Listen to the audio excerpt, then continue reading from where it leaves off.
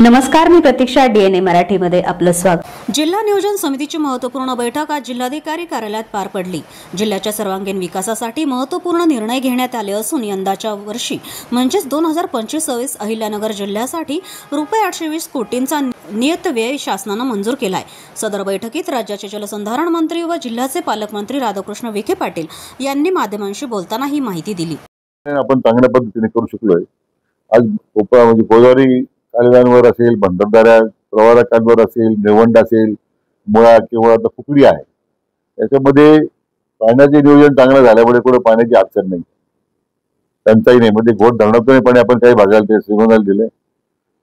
फुकडीचा आता परावर्तनावर चर्चा झाली, तो निर्णय झालाय, ते आता पाणी सुरू होईल. 31 तारखेला शताब्दी वर्ष आहे अहिल्या देवींचं.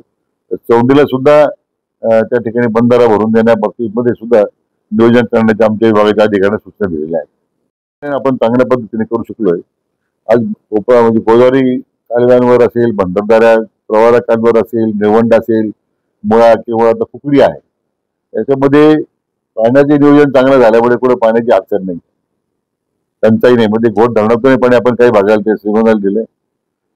फुकडीचा आता परावर्तनावर चर्चा झाली, तो निर्णय झालाय, ते आता पाणी सुरू होईल. 31 तारखेला शताब्दी वर्ष आहे अहिल्या देवींचं.